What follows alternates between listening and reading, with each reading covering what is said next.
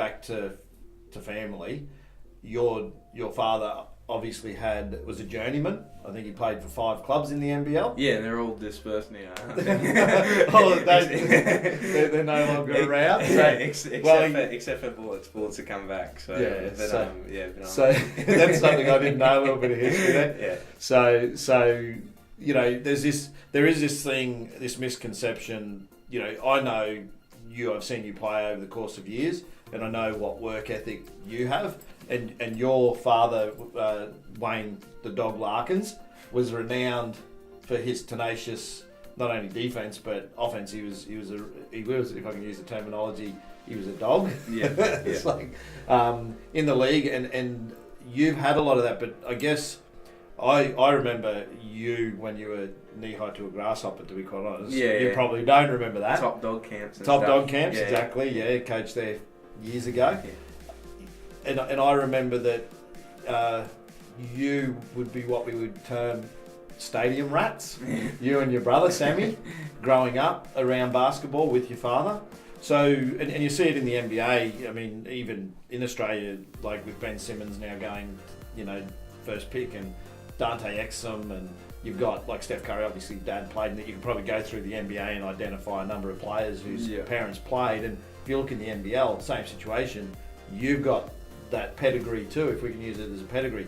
But there is this thing that people feel because your dad's who he was as a player, that somehow that they can pull strings, but it's not like that at all, is it? No. It doesn't work like that. No, there's no room for hanger-oners, you know what I mean? So it's just either you got to be good enough to be there, and if you're not good enough to be there, they can't afford to waste time and hang around there. So no, it's not like I just got the gig based off that. You've seen what it takes to get there too, because you've had a father who's been heavily involved in the sport over a long period of time. Yeah. Not only as a player, but also as a coach, and a successful one, assistant coach of the Bullets, I think back in 98, 99. Yeah. And then went to Bendigo Braves and won a couple of championships. Yep. So it built that over time. So quite successful, not only as a player but as a coach. Me and Dad, there's been a massive help.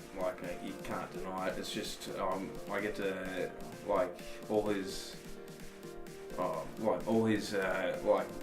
work and all his morals have come through, and I've tried to emulate those as closely as possible, and then and try to put my best foot forward, and that's in that regard. And him, I used to do individuals with Dad every day, and then before school and after school, and that's been awesome, just having a coach who's so invested in you, but at the same time it's a personal relationship with Dad, so I can talk about him with anything. So it's I can actually talk to him about if I have fears of getting a turnover this way, then he can actually tell me how to combat that, rather than if you're with a coach at Northside or something like that, and then you might feel scared to tell the coach because then you feel he might bench you or something like that. So in that regard, for basketball, it's been great, but as the father-son thing, it's been $1 million because I just get to bond with him over that, and but yeah, really lucky to have Dad there with me, because he's just and he's helped a lot of players. I mean, we've got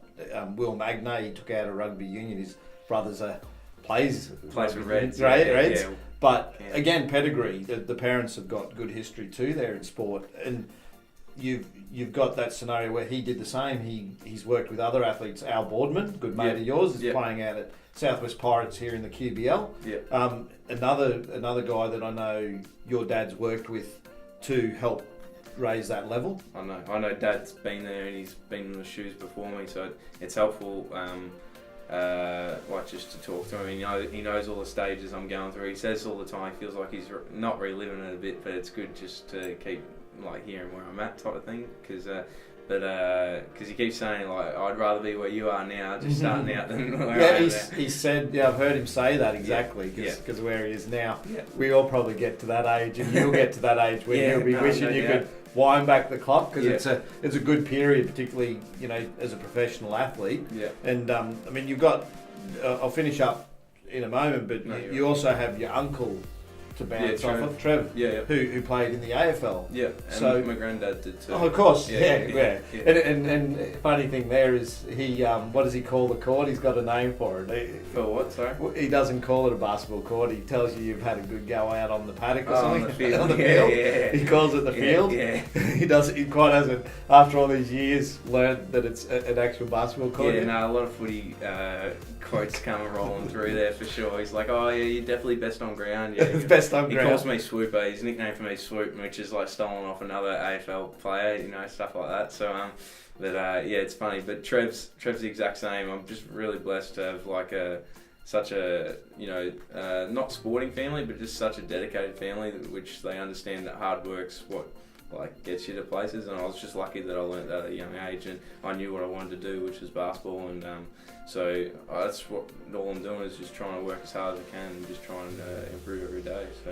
And just before I finish, you've got a younger brother, Yeah, Sammy. Yeah. Sammy, Yeah. and he was quite good at basketball. Yeah, he I was. helped your dad coach as an assistant with Almost him at for- state level as well. Yeah, same and stuff. he was and got MVP of a grand final that we were in. Yeah. So that was pretty good, and Yeah, he yeah. really tore it up. Yep. So in that particular game, but he's a skater, Yeah. and he's doing quite well Yeah, with the skateboarding here in Australia. So yeah, he is, yeah, he's killing it. got his own skate park, which probably helps. Yeah, mind you. In Yeah, Ramp Attack, we'll get the people, plug in. yeah, for people at home who they don't understand, my mum and dad, they our family business now is it's a skate park. They run an indoor skate park made of wood, and so Sambo, my little brother, he's just down there every day. So that's like, it would have been nice if they built a basketball court for me, but they didn't want to do that. You know what I mean? But that's their thing. So Sam's got that park to work with. But yeah, Sammy's killing it. He just got back from nationals actually. For like, so same as like what I go for nationals for my age group. He went to that last year and he came like fifth, I think, for his age group. Yeah. But he's gone off yesterday and competed for the open age group. So he's having a good time with that. And yeah, he's Every time I see him, his hair's getting longer. Oh, so it's disgusting, man. So It's tempted just so long, eh? maybe we could organise something for the 21st coming up. Yeah, maybe. where he won't have hair the next day. Give mate. it a skip. It's just, I don't know how you keep it out of your head, out of your face, you know what I mean? It's all right. It's a skater thing, mate. Small and shrinky.